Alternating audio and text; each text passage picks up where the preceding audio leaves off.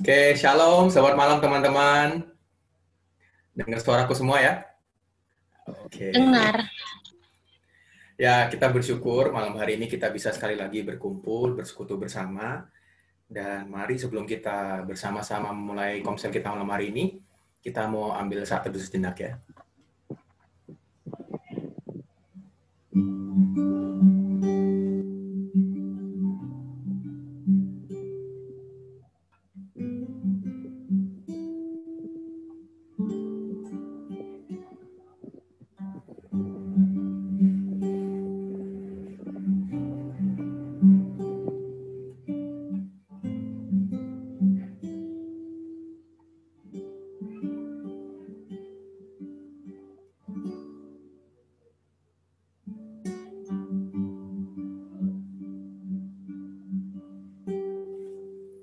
Ya teman-teman, kita bersyukur malam hari ini kita boleh sekali lagi bersekutu, dan kalau kita bisa sekali lagi datang bersekutu sama rekan-rekan kita, dan kita boleh melewati mungkin kondisi yang sulit ini ya, di tengah pandemi kita masih bisa berjuang, kita masih bisa sehat, itu semua karena kebaikan Tuhan dalam hidup kita. Mari kita mau naikkan satu pujian sebagai rasa ungkapan syukur kita. Kita mau naikkan pujian Ku Bersyukur Tuhan.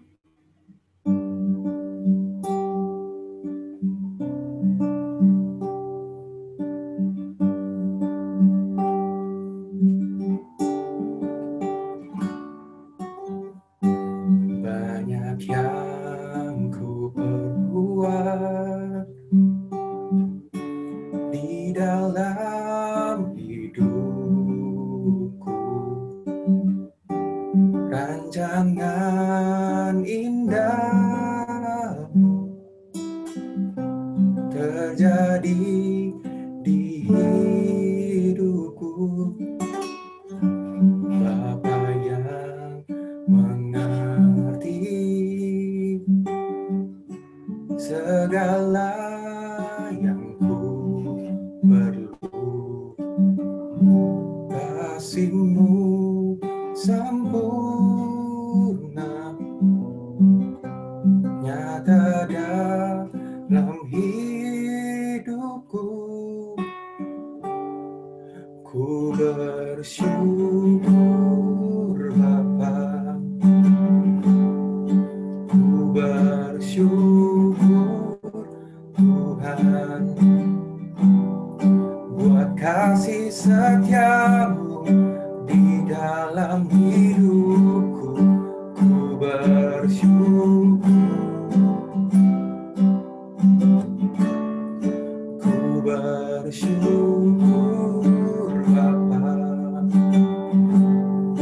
ku bersyukur Tuhan, buat kasih setia-Mu di dalam hidupku. Ku bersyukur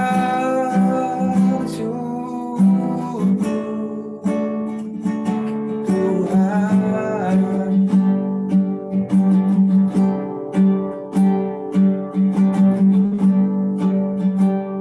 Bapa yang mengerti, Bapa yang mengerti segala yang ku perlu, kasih-Mu sempurna nyata dalam hidupku. Ku bersyukur Bapa, ku bersyukur Tuhan, sebab kasih setia-Mu di dalam hidupku. Ku bersyukur, ku bersyukur Bapa, ku bersyukur Tuhan, buat kasih setia-Mu di dalam hidupku. Ku bersyukur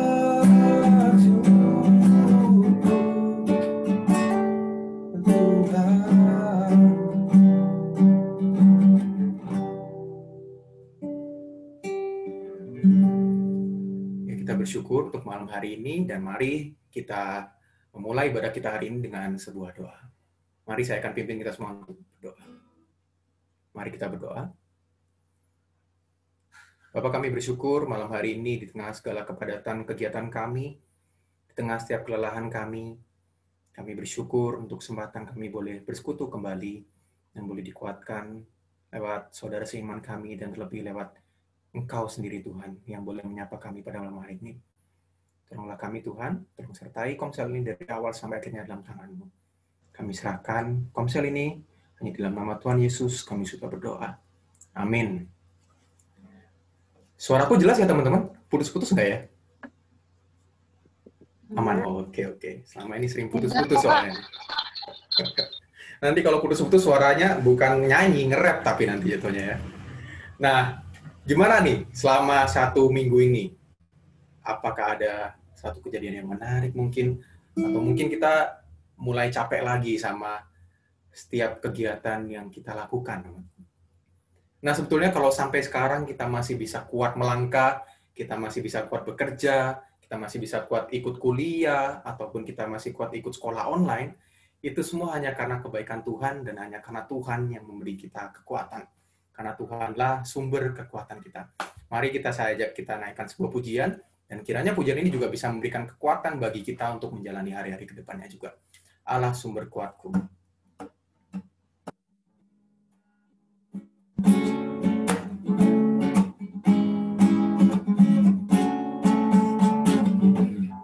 Hanya Kau milikku di surga.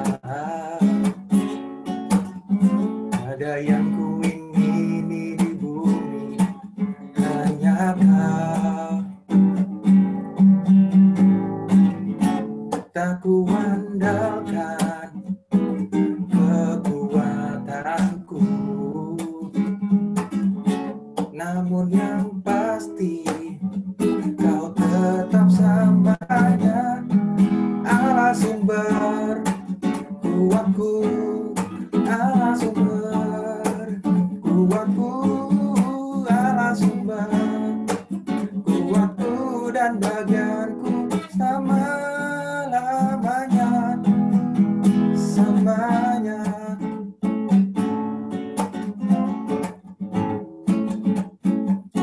Hanya Kau milikku, hanya Kau milikku di surga. Tiada yang ku ingini di bumi, hanya Kau. Tak ku andalkan kekuatanku, namun yang pasti Kau tetap samanya, Allah sumber kuatku, Allah sumber kuatku, Allah sumber kuatku dan bagianku selama-lamanya, Allah sumber kuatku, Allah sumber kuatku, sumber kuatku dan bagianku selama-lamanya, selamanya. Ya, semoga lagu ini juga bisa kasih kita kekuatan ya untuk menjalani hari-hari kita ke depannya. Nah, malam hari ini aku mau tanya nih, kira-kira kita ada yang mau sharing nggak ya? Gimana Tuhan memimpin kita selama 1 minggu kemarin mungkin. Kira-kira apakah ada mungkin pengalaman yang menarik? Ada teman-teman yang mau sharing mungkin? Tadi di awal kayaknya ada 1 orang bilang mau sharing tuh. Aduh, ayo ngaku. Siapa ya kira-kira ya? Apa ya kira-kira ya? Aku. Okay. Sebenarnya ini ceritanya mungkin menurut kalian nggak begitu ya, tapi menurut aku ini cerita yang lumayan penting buat aku. Jadi, sini aku ada dua cerita. Yang satu menyedihkan, yang satu menyenangkan. Jadi aku mau menyenangkan atau menyedihkan dulu nih. menyenangkan dulu aja lah, menyenangkan dulu. Jadi ceritanya hari itu aku udah praktek masak gitu. Jujur emang feeling aku dari awal udah, maksudnya feeling aku, terus feel aku buat masak juga lagi enak, bawanya santai gitu loh, nggak ada nervous sambil di videoin juga kan. Jadi hari ini ada praktik nasi goreng, tapi nasi gorengnya apa, dan aku itu emang di kelas aku itu aku yang paling gak paling juga sih, ya gimana ya ngomongnya, aku yang bisa gitu dalam masak memasak. Setiap praktek juga aku yang selalu mimpin, jadi guru aku terus aku nemenin dia gitu loh, jadi kayak asisten kayak gitu. Tapi aku nggak merasa aku yang paling jago dari teman-teman aku semuanya, kita semua sama rata kita masih sama-sama belajar juga kan. Nah terus ceritanya aku hari ini bikin video nggak ada editan, nggak ada. Kalau teman-teman aku tuh pada kreatif gitu loh guys, kayak dibikin di Canva, terus di video lagi, dipotong-potong lah, di nyono-nyonoin, dikasih filter-filter, dikasih emot-emot ikon yang lucu-lucu. Kalau aku enggak, bener-bener flat dari samping, terlihat badan aku yang lumayan terpampang nyata ya, deket banget sama kamera.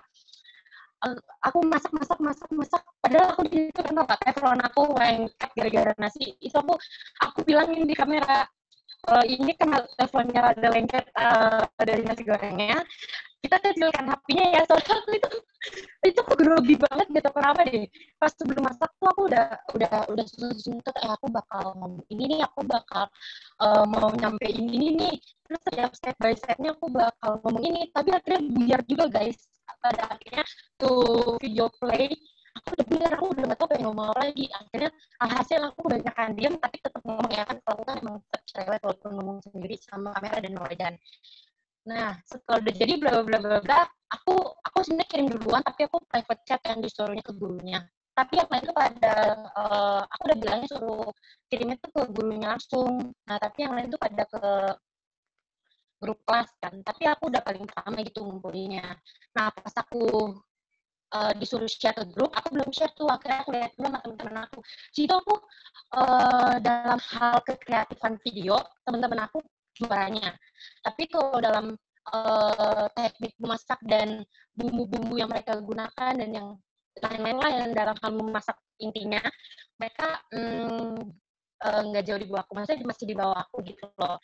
Nah tapi kan aku langsung kayak aduh grogi gitu, masa sih aku mau share video aku di grup, karena aku tuh paling malu kalau buat nge-share hasil praktek aku di grup. Makanya jadi kalau aku nggak mau, guru aku terus yang nge-sharein gitu, karena aku udah nggak usah pak, nggak usah, aku di situ apa namanya, muka aku di situ nggak cantik, aku bilang gitu kan. Maksudnya aku komuk banget lah gitu, mukanya aib banget guys, pokoknya aduh menjijikan banget deh, udah grogi kan, mukanya tegang banget. Akhirnya udah aku share ke grup, pas aku share ke grup aku seneng banget parah, reaksi apa ya, reaksi guru-guru aku tuh langsung yang kayak memuji aku tuh. Tapi kadang tuh ada beberapa temen aku yang aku cerita juga sebelum-sebelumnya juga, aku pas sudah cerita beberapa temen aku ada yang gak suka sama aku, terus mereka buat grup chat gitu buat ngomongin aku doang, tapi aku mah selalu tahu lah intinya begitulah. Nah gitu, setiap aku dipuji sama guru-guru, mereka langsung ngomong, ih Karin gaya banget ya, karena akhirnya bener-bener tuh semenjak ada dapur bumbul mulai terkenal di sekolah, guru-guru tuh apa-apa tuh selalu ngomongnya, nih Karin dipanggil nih, aku dipanggil nih, contoh nih si Karin ini bisa buka usaha, ada hasilnya dari hasil magang, ada hasil dari ilmu yang ibu bapak guru kasih gitu kan. Terus akhirnya kayak teman-teman aku sebenarnya responnya ada beberapa yang gitu, ada yang beberapa tapi bohongan, ada yang bener-bener flat yang emang itu aja nggak suka banget. Aku kayak di apa ya, dikasih tahu ke anak-anak lain kalau aku tuh udah punya usaha gitu loh. Nah pas masak ini, guru-guru aku langsung nggak terlalu rame sih, maksudnya beberapa guru emang dekat sama aku. Di guru aku mah dikit juga sih di sekolah, ngomong gini, wah hebat banget ya Karin, bisa apa namanya, bisa buat nasi goreng, terus katanya mereka jadi pengen, padahal mah warna nasi goreng aku itu masih bagus warna nasi goreng teman-teman aku guys. Warna nasi kalau aku itu nggak suka yang terlalu banyak kecap manis kan ya, jadi aku tuh warna pucet gitu, tapi dibilang katanya kayaknya enak banget kelihatannya. mungkin karena mereka tahu aku bisa masak. Terus bumbu-bumbu yang aku pakai itu ada beberapa bumbu yang memang inti yang aku pelajarin di hotel juga, aku masukin ke dalam situ. Jadi yang kan beberapa kan udah pernah kerja di hotel juga, apalagi guru masak aku. Jadi mereka dia tahu nilai plusnya gitu. Jadi makanya dipuji. Senang juga. Terus gara-gara dapur bumbul, aku juga di sekolah jadi yang kayak buat penyemangat teman-teman aku, karena selalu guru-guru yang kayak tolong dong itu kalian kasih tahu teman-temannya, dan mereka juga semangat buat berkreasi dan menghasilkan apa yang udah dipelajarin gitu kan katanya. Berkat Bombul juga guys. Jadi jangan lupa dukung Bombul ya guys. Promosi guys. Terus yang hal menyedihkannya ini baru banget tadi sebelum komsel. Jadi ceritanya di rumahku ini kan lingkungan banyak anjing ya. Anjing berkeliaran di mana-mana.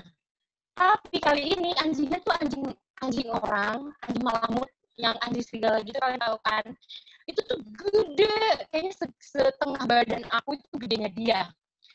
Aku nggak ngerti namanya, namanya anjing ya udah, namanya hewan ya, kita nggak tahu kapan dia marah, kapan dia ini, bisa aja dia mudi-mudian gitu. Tiba-tiba pas tahu warung, aku ngerti, jadi tuh tiba-tiba ada muncul anjing di belakang aku, lari-larian berdua, yang satu anjing kecil gitu, anjing apa ya, pudel gitu, sampai satu malamut lagi kejar-kejaran. Dan kalian tahu hasil apa? Aku ditabrak sama malamut itu, dia langsung lemes gitu, mau pisah, tau gak? Serem banget. Aduh, sumpah itu hal pertama aku tuh sebenarnya nggak terlalu takut sama anjing, karena kan udah terbiasa anjing di sini. Nah ini tuh bener-bener kan itu mengagetkan sekali, jadi tiba-tiba aku penasaran, anjing apa, anjing kayak berantem, so aku ngadep ke belakang, ngadep ke belakang, langsung anjing nunduk ke aku, terus langsung pergi, terus berantem. Aduh itu serem banget. Terus aku keceplos terus di warung, aku langsung kayak, aku numpang duduk boleh nggak? Terus aku duduk, aku diem, aku tarik nafas, terus kayak aduh Tuhan Yesus, untung aku masih selamat, aku nggak bayangin kalau aku tiba-tiba dia salah sasaran, aku yang gigit gimana kan, kita nggak ada yang tahu.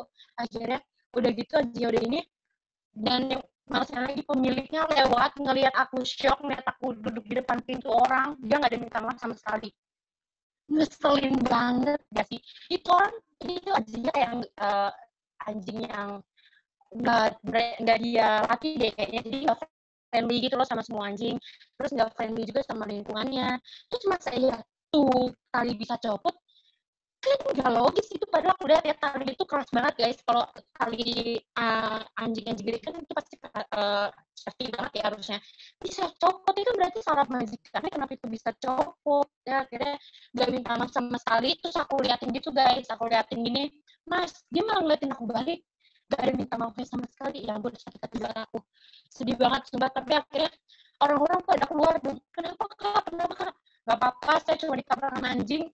Aku gituin biar maksudnya tuh biar pemiliknya tuh itu loh guys, apa namanya, kayak oh iya sorry, enggak dong, dia malah ngeliatin aku ya. Itu menjadikan sekali menurut aku. Nah itu pertama kalinya. Oke deh, sorry nggak berfaedah, tapi ini aku pengen sharing aja. Thank you Karin. Ya, dari pengalaman suka sampai pengalaman duka ya, lengkap banget nih. Teman-teman lain ada yang mau sharing mungkin?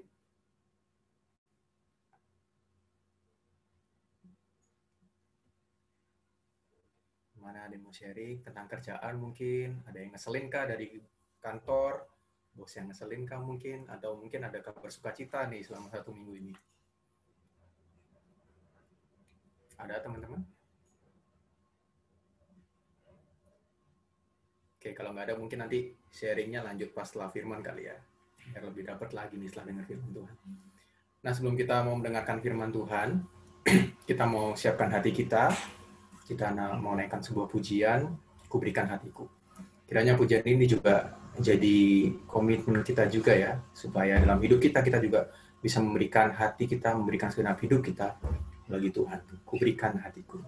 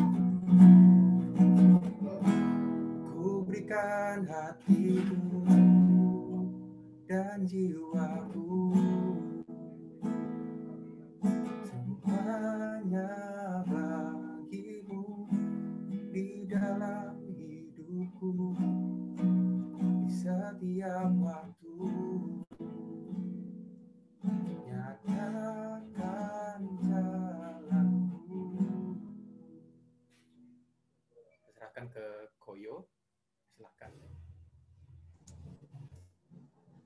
Oke, selamat malam teman-teman semua.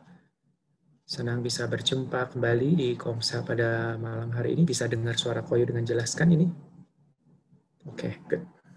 Oke, sebelumnya kita tundukkan kepala, kita berdoa terlebih dahulu. Kita berdoa yuk. Bapa di surga, kami bersyukur Tuhan untuk malam hari ini dengan Komsel Youth Pengharapan. Terima kasih ya Tuhan untuk pekerjaan kami. Terima kasih Tuhan untuk sekolah kami yang boleh kami selesaikan di hari Senin hingga sampai hari Jumat. Terima kasih ya Tuhan untuk penyertaan, untuk kekuatan dan kesehatan yang Tuhan sudah berikan dalam hari lepas hari. Pada malam hari ini ya Tuhan, kami boleh rindu untuk disegarkan dengan firman-Mu, di mana kami boleh belajar bersama-sama, di mana kami boleh dapat diingatkan kembali untuk kebenaran firman-Mu. Tidak hanya kami boleh mendengar, tetapi kami juga boleh melakukannya di dalam kehidupan kami hari lepas hari. Berfirmanlah Tuhan, sebab kami siap untuk mendengar. Terima kasih Bapa di surga, di dalam nama Tuhan Yesus Kristus, kami berdoa dan mengucapkan syukur kami. Amin. Oke, senang bisa bertemu dan berjumpa kembali bersama teman-teman sekalian di Komsel pada hari ini. Pada hari ini kita akan belajar dengan topik mengerjakan dengan segenap hati. Sambil menunggu ya untuk PowerPoint-nya. Bentar.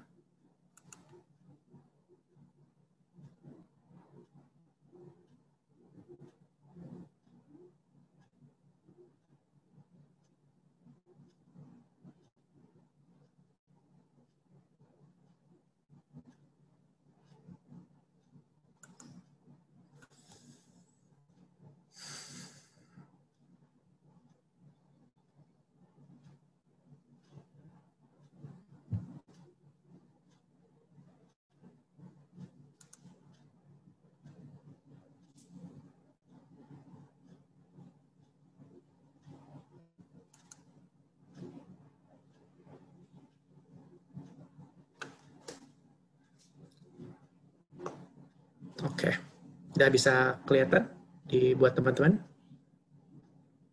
Oke. Pada malam hari ini kita sama-sama belajar tentang mengerjakan dengan segenap hati. Teman-teman, apa sih dimaksud dengan mengerjakan dengan segenap hati kita ini? Terkadang kita mengerjakan sesuatu dengan setengah hati, terkadang kita mengerjakan sesuatu pekerjaan di dalam kehidupan kita, baik itu sekolah, baik itu pekerjaan, keluarga, ataupun pelayanan, ataupun banyak hal yang Tuhan sudah percayakan di dalam kehidupan kita masing-masing, tetapi mengerjakannya dengan segenap hati, tidak dengan segenap, mungkin ya ada kalanya kita tidak melakukannya dengan 100%, dan kita melakukannya dengan menggerutu, kita melakukannya dengan tidak happy, dan kita tahu bahwa hasilnya itu sangatlah berbeda. Nah, teman-teman, saya ingin mungkin teman-teman bisa berbagi, bisa sharing. Nah, ini mana yang lebih membawa hasil kira-kira buat teman-teman? Yang nomor 1, pekerjaan yang dilakukan dengan setengah-setengah dengan bersungut-sungut, atau pertanyaan yang kedua, pekerjaan yang dilakukan dengan hati yang gembira. Kira-kira menurut teman-teman mana sih yang bisa membuahkan hasil lebih baik? Pertanyaan nomor 1 atau pertanyaan nomor 2 ini. Kira-kira bagaimana teman-teman? Kalau Karin? Nomor 2. Nomor 2, kenapa pekerjaan yang dilakukan dengan hati yang gembira? Meskipun Karin mungkin nggak suka dengan pekerjaan, ataupun di dalam rumah mungkin Karin disuruh untuk membantu kakak, ataupun disuruh jagain adik, apa yang harus dilakukan ketika Karin tuh melakukannya dengan gembira? Kalau aku sih, kalau emang aku nggak mau ngerjain, ya udah nggak usah.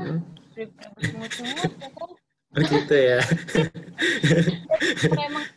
Kalau emang gue nggak suka, ya udah mau buat apa gitu. Kecuali kalau emang udah aku nggak suka, terus mau nggak mau harus dikerjakan, ya udah. Tapi ya bersungut-sungutnya sedikit aja. Sedikit kok. Sedikit ya. Iya. Kalau yang lain gimana? Ada komen mungkin teman-teman? Apakah nomor 1, apakah nomor 2? Kalaupun nomor 1 setengah-setengah dan bersungut-sungut, bagaimanakah dengan hasilnya?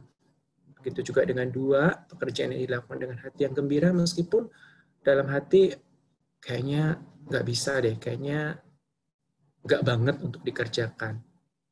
Tetapi kita melakukannya dengan hati yang gembira.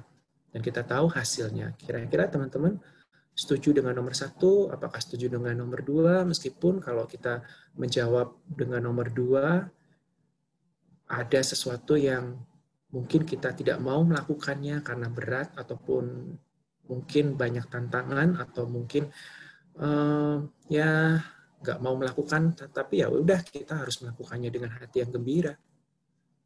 Kira-kira gimana teman-teman? Apakah setuju dengan nomor 2? Pekerjaan yang dilakukan dengan hati yang gembira.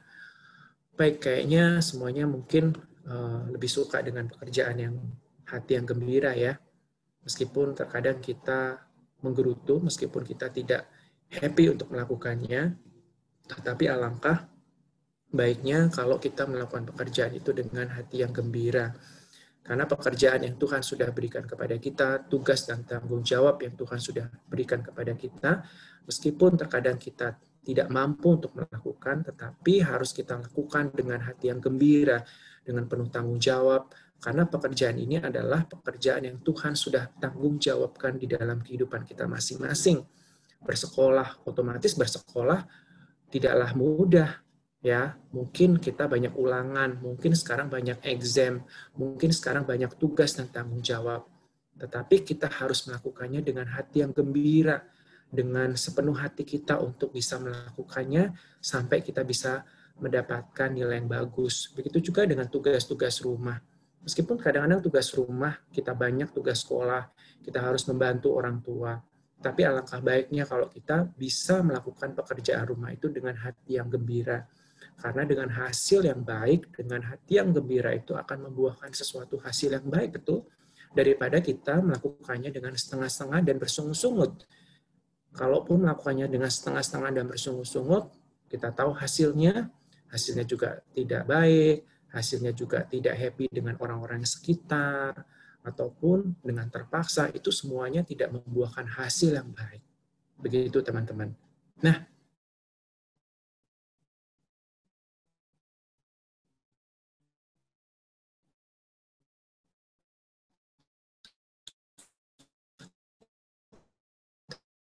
ternyata di dalam kebenaran firman, di dalam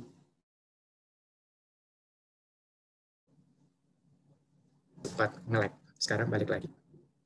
Nah, di dalam Alkitab ada juga orang yang tahu kebenaran firman Tuhan, tahu akan firman Tuhan, tetapi dia melakukannya dengan setengah-setengah. Dia melakukannya dengan bersungut-sungut, tahu kebenarannya, tetapi orang ini melakukannya dengan setengah-setengah. Nah, melakukan kebenaran tetapi tidak dengan segenap hati, Nah, bagaimanakah orang-orang seperti ini tahu kebenarannya, tahu akan bahwa itu adalah dosa, bahwa itu tidak baik, bahwa itu tidak benar, tetapi tetap aja dia melakukannya dan dengan tidak segenap hati mereka.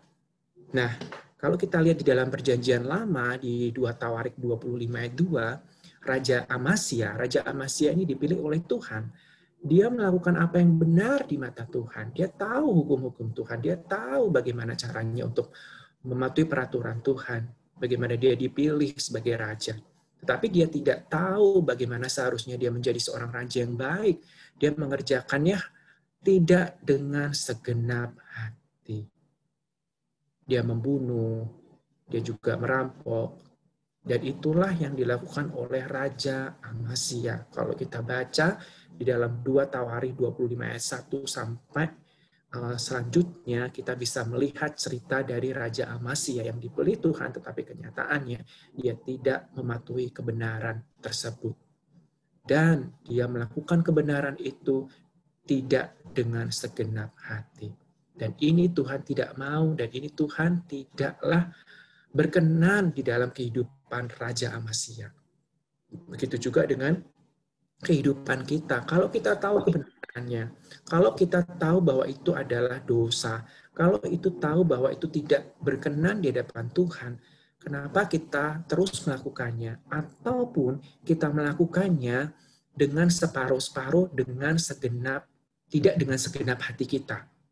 Ya, contohnya mungkin di dalam pelayanan, ya udah orang aku disuruh kakak, ya udah aku sudah dipilih sebagai pengurus, ya udah aku dipilih sebagai panitia.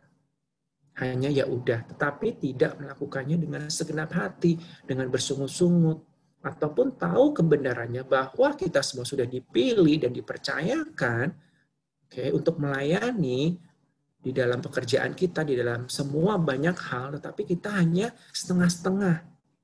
Padahal Tuhan itu mengajarkan di dalam kehidupan kita untuk melakukannya, pekerjaan itu dengan segenap hati kita. Selayaknya kita melayani, selayaknya kita mengasihi siapa? Tuhan.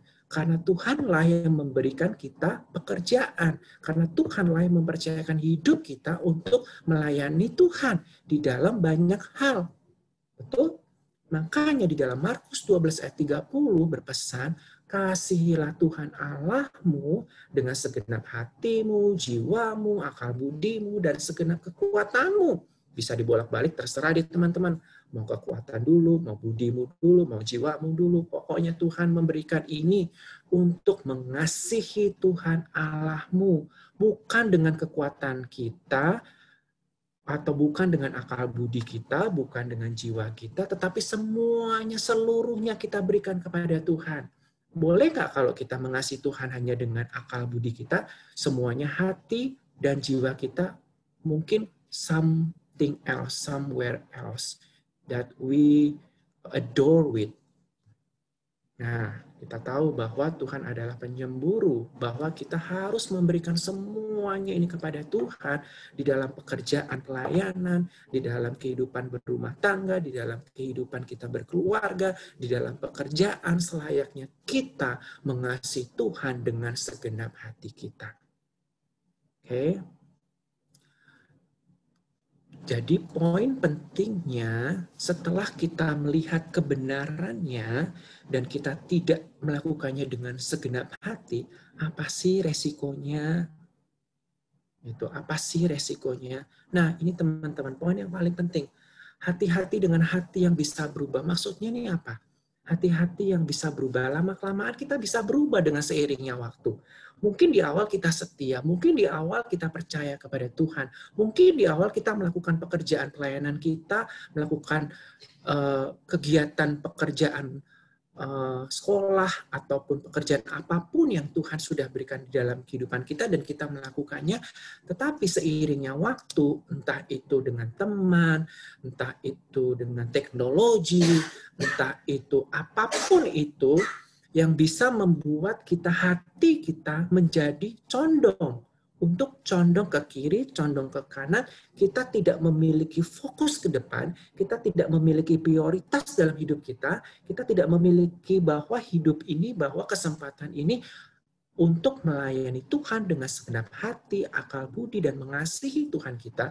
Begitu juga dengan pekerjaan kita. Nah, apa sih 1 Raja-Raja 11 ayat 1 sampai 13 ini? Kenapa hati-hati dengan hati yang bisa berubah? Oke, teman-teman, mari kita buka di dalam 1 Raja-Raja 11 ayat 1 sampai 13.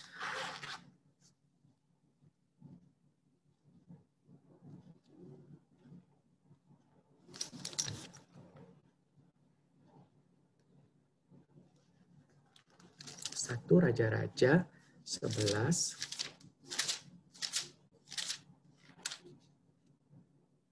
ayat 1 sampai 13. Itu di situ konteksnya apa, teman-teman? Kita tahu lah ya. Siapa itu? Salomo. Salomo, Bo. Salomo adalah orang yang pinter, berhikmat, ciami epol pokoknya. Itu enggak? Semuanya dia ada. Tapi satu hal yang dia pintakan, Tuhan aku minta hikmat aja. Ya udah dikasihlah hikmat. Hikmat tiada taranya. Tapi satu hal, Salomo ketika dia tidak sadar dalam dirinya, terlena di dalam dirinya. Hati-hati dengan hati yang bisa berubah. Awal mulanya hati ini dengan Tuhan begitu dekat, begitu intim. Tapi godaan itu datang. Very, very tasty dan menggoda. Dan hati itu berubah. Dan hati itu mulai menjorok ke kiri, ke kanan. Lalu tergiurlah dan jatuhlah di dalam dosa. Salomo jatuh ke dalam penyembahan berhala. Salomo loh ya. Dan banyak istrinya yang menggoda Salomo untuk menyembah berhala. Teman-teman, ini poin yang paling penting yang kita bisa pelajari bersama-sama malam hari ini tentang Raja Salomo.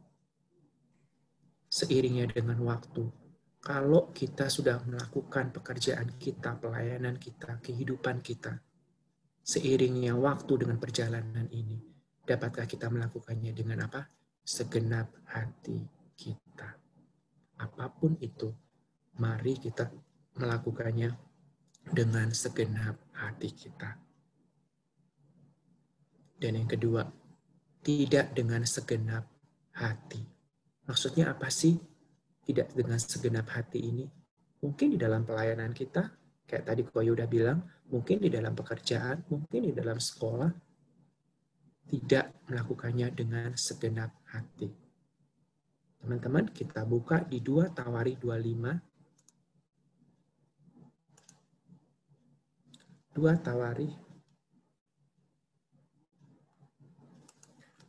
Tawarikh 25. Nah,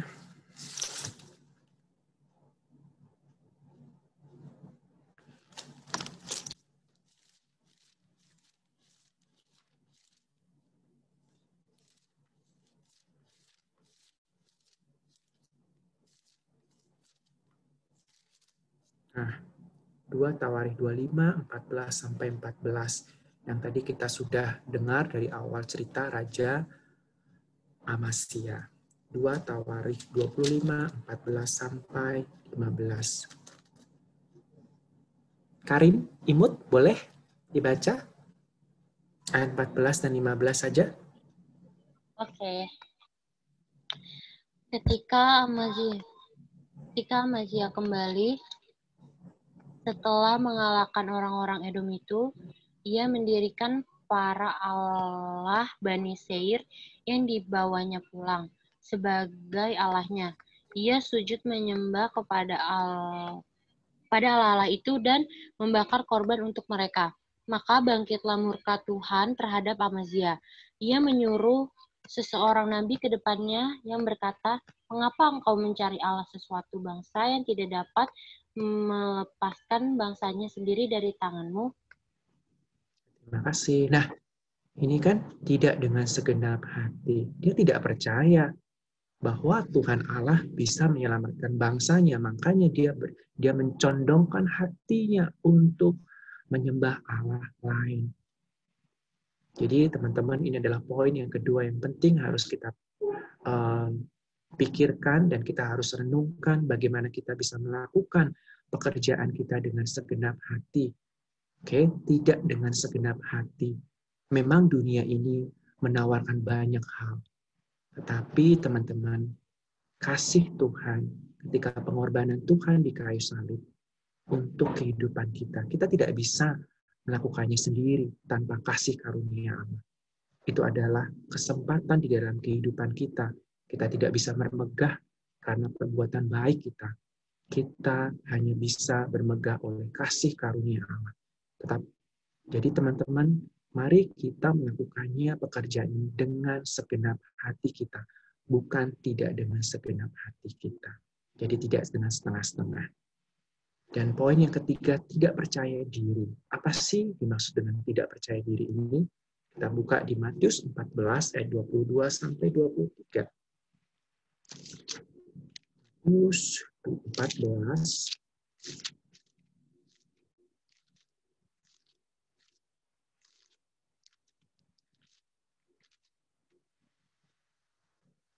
22 sampai 23.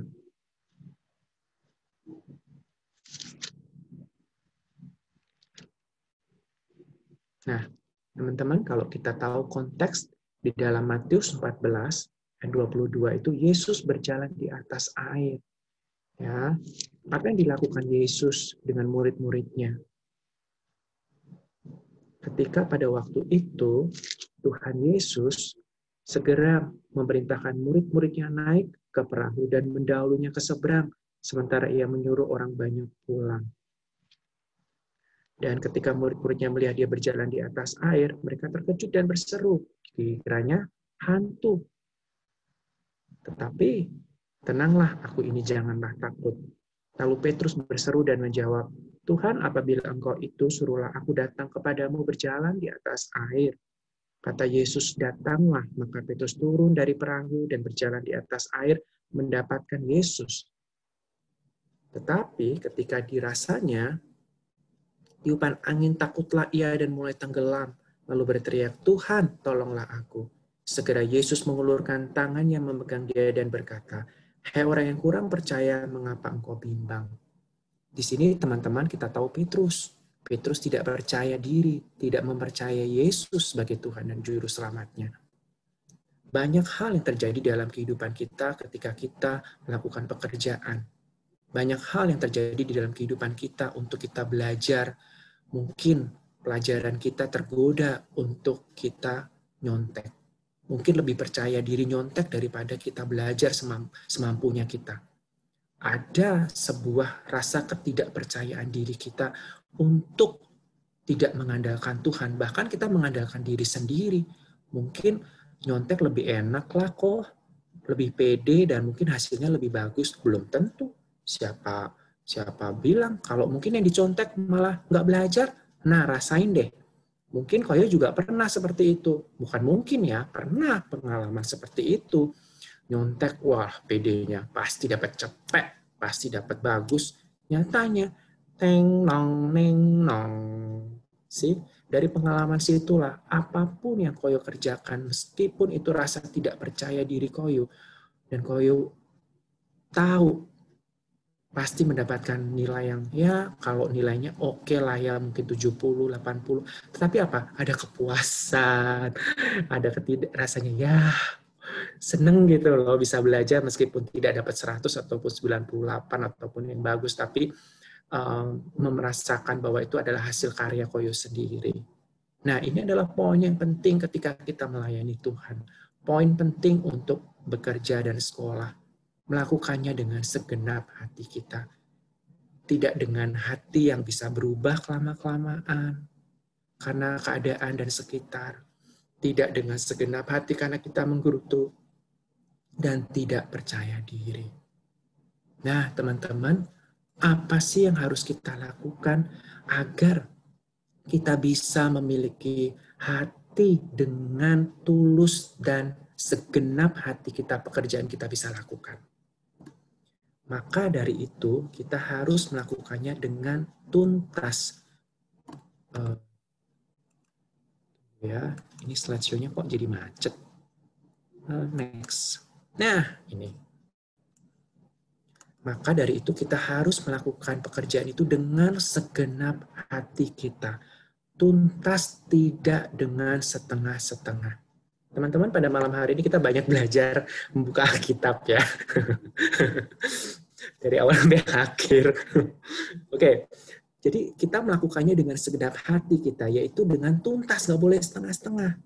Nah, teman-teman bisa membaca dari Ulangan 22 ayat 4 dan Lukas 10:25 ayat 37. Apa sih Ulangan 22 ayat 4 itu? Mari kita belajar bersama-sama. Ulangan 22 ayat 4. Nah, Koyo bacain ya. Ulangan 22 ayat 4. Apabila engkau melihat keledai saudaramu dan lembunya rebah di jalan, janganlah engkau berpura-pura tidak tahu. Engkau harus benar-benar menolong membangunnya bersama-sama dengan saudara-saudaramu itu. Betul kan? Masa sih kita hanya bodoh amat deh, cuek amat deh. Tidak dapat melakukannya dengan tuntas. Siapa kayak begitu? Ayo. Ada orang yang sakit, orang yang membutuhkan, atau orang yang lagi tertimpa musibah, cuek bebek deh, bodo amat deh. Kan nggak gitu loh. Kita rasanya hati ini tergerak untuk melakukannya, untuk menolong sampai tuntas, tidak dengan setengah-setengah, betul nggak? Ya kan? Ya, berarti itu kita melakukannya dengan tulus, dengan tuntas sampai selesai. Nah, teman-teman, mari kita melakukan pekerjaan kita dengan tuntas. Koyo udah capek lah pelajaran matematika contoh, susah. Ya udahlah, bodo amat, besok dapat jelek ya udahlah. Skripsi, ya udahlah, besok terserah mau dosennya mau gimana, mau kasih pertanyaan itu, kalau keluar ya bisa jawab, kalau enggak ya enggak. Terus kalau pertanyaan tiba-tiba di luar dari apa yang kita pelajari dan kita tidak bisa menjawabnya gimana?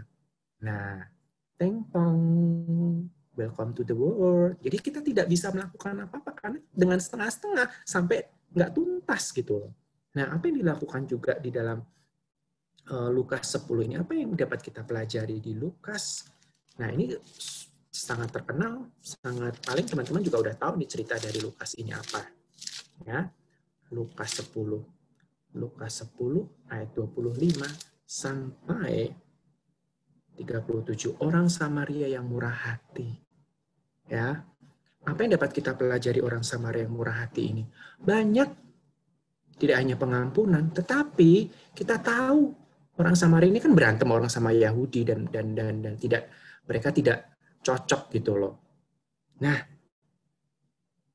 di sini Tuhan Yesus mengajarkan kepada murid-muridnya mana yang lebih baik, mana yang lebih dapat kita tolong.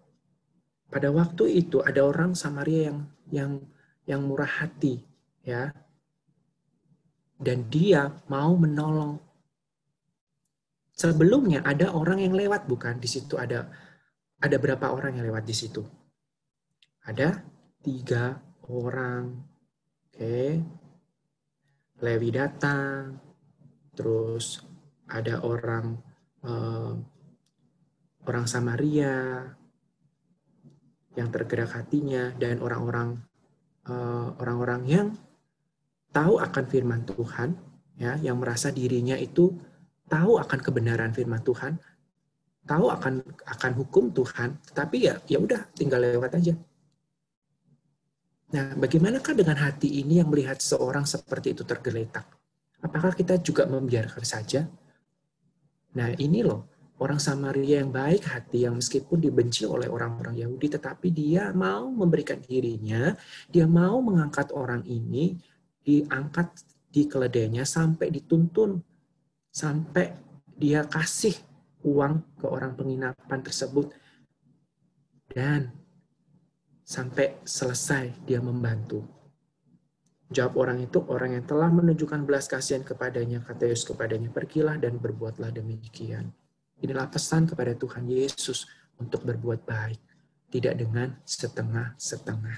Tetapi lakukanlah dengan tuntas. Dengan baik. Ya. Poin yang kedua, menyelesaikan sampai akhir. Kita tahu cerita Rasul Paulus. Menyelesaikannya sampai akhir. Karena dia tahu tujuan hidup dia.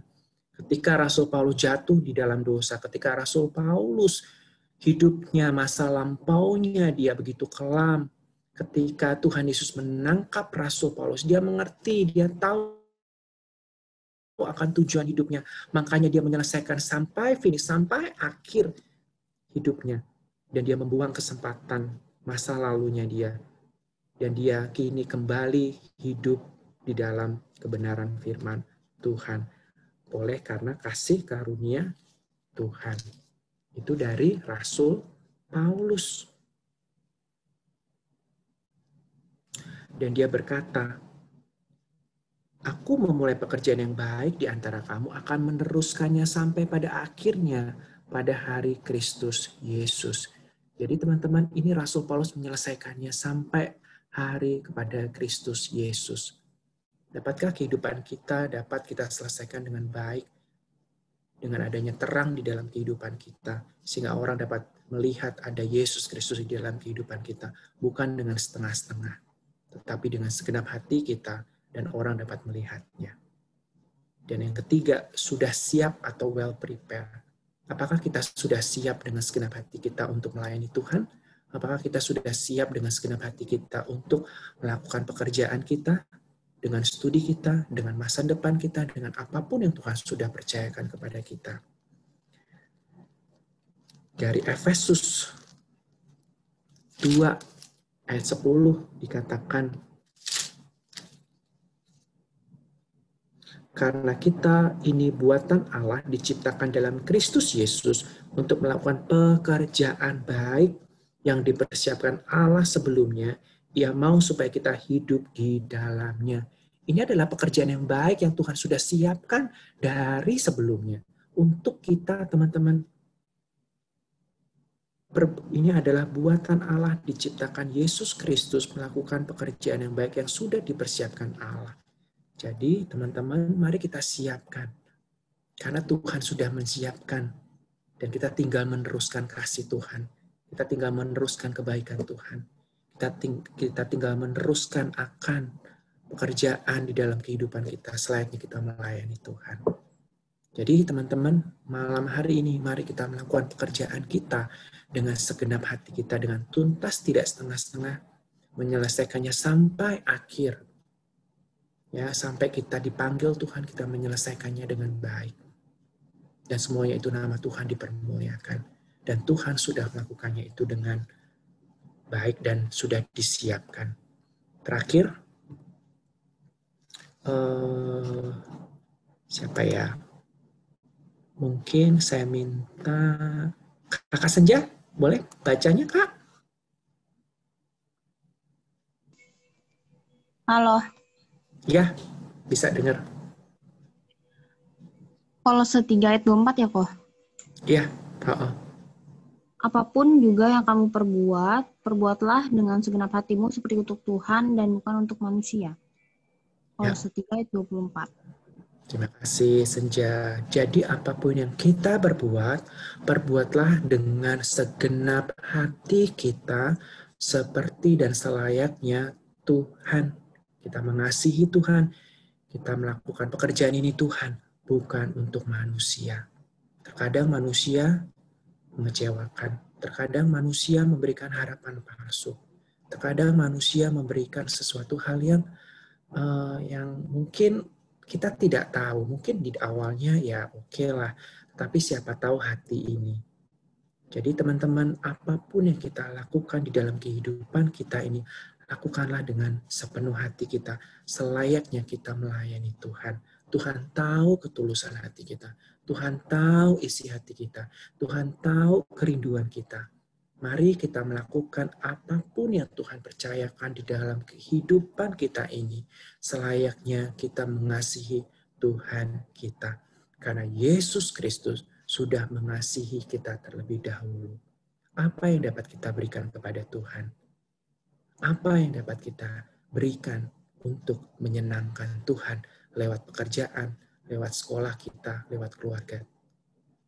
Biarlah malam hari ini kita disegarkan oleh firman Tuhan. Lakukanlah itu dengan sepenuh hati. Amin. Mari kita tundukkan kepala, kita berdoa. Mungkin saya minta Kakak Nikolas bisa berdoa. Kita sama-sama berdoa. Tuhan, terima kasih malam hari ini Kau boleh menyapa setiap kami, boleh mengingatkan setiap kami lewat firman Tuhan yang boleh Tuhan beritakan melalui Koyo.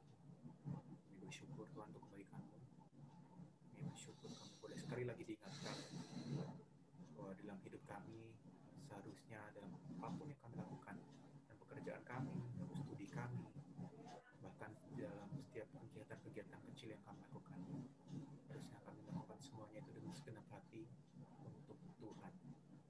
Maafkan kalau kami seringkali malah terlalu egois dan melakukan semuanya hanya untuk diri kami sendiri, hanya untuk kenyamanan kami dan bukan untuk Tuhan. Dan karena itu Tuhan, kami bersyukur malam hari ini Kau boleh mengingatkan setiap kami. Dan kami rindu juga tolonglah setiap kami, karena hari-hari ke depan adalah hari yang jahat. Dan seringkali kami terjatuh lagi dan terjatuh lagi. Tapi kami bersyukur karena ada Roh Kudus dalam setiap kami. Dan kiranya Tuhan boleh terus menolong, berikan kami kekuatan melalui kuat kuasa Roh Kudus. Sehingga dalam setiap hari-hari kami boleh terus melakukan segala sesuatunya dengan segenap hati kami untuk memuliakan nama Tuhan. Terima kasih Bapa, hanya di dalam nama Tuhan Yesus kami sudah berdoa. Amin. Thank you Koyo untuk firman Tuhan malam hari ini. Sama-sama saya kembalikan kepada Karin Imut.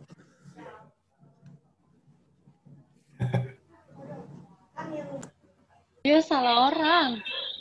Oh, salah orang, maaf. Nikolas, maaf. Wajah Karin wajah WL kok. Maaf. Habis dari tadi Karin dulu. Iya, maaf. Maaf. Ya, senang banget hari ini teman-teman kita bisa kumpul lagi, dan hari ini aku lihat beberapa wajah baru bagiku. Wajah lama tapi yang aku belum pernah ketemu gitu ya. Wah, oke. Nah, setelah dengar firman, kenapa? Contohnya siapa yang baru Kakak lihat? Siapa ya? Suruh buka videonya biar Kakak bisa lihat. Boleh lah, nanti aja lah. Nah, aku mau ini dulu nih. Kira-kira ada teman-teman yang mau sharing nggak sama firman Tuhan hari ini? Setelah dengerin firman nih, ada yang mau sharing nggak? Karena ini menurutku relate banget ya sama kehidupan kita gitu. Dalam apapun pekerjaan kita, mau kita yang masih studi, maupun aku yang sebagai hamba Tuhan gitu, ini satu firman Tuhan yang aku yakin relate banget buat semua kita gitu. Nah, gimana kira-kira apakah dalam setiap hal yang kita lakukan, kita melakukannya dengan segenap hati untuk Tuhan, atau dengan motivasi lain kira-kira? Ada teman-teman yang mau sharing mungkin?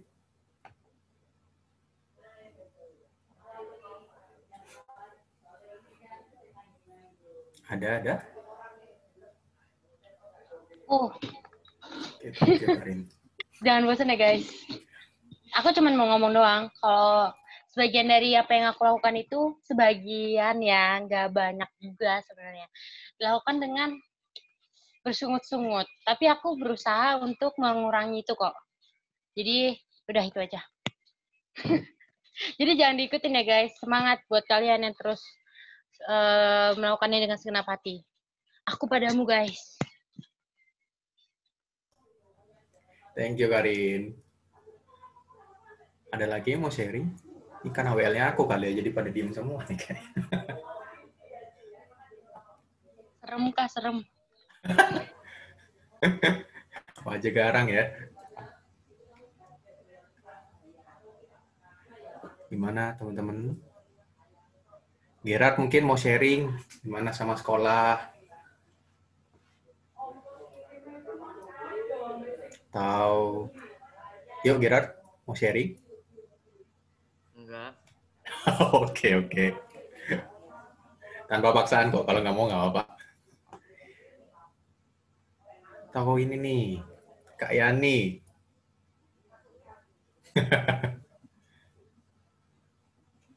Aku sharing apa ya?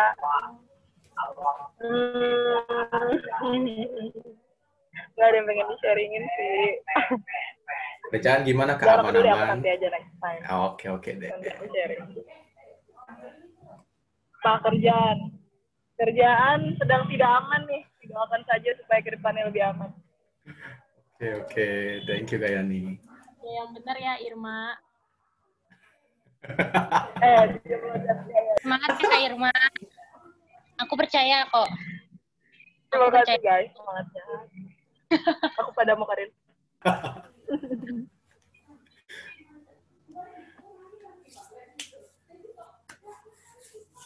Siapa lagi ya? Ciesi?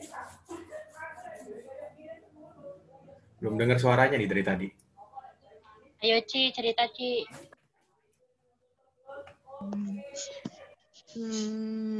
Cerita apa ya?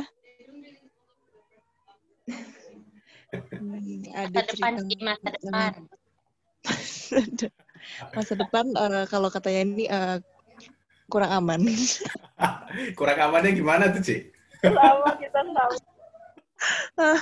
Enggak ya, masih banyak yang dipergumulkan. Yaudah, jangan sharing itulah. Pokoknya ya lagi banyak pergumulan. Dari aku minta doain juga sebelumnya, terus ternyata sampai dari hari Sabtu minggu lalu sampai sekarang tuh aku sakit. Sempat nggak masuk 3 hari ke kantor, cuman karena nggak enak terus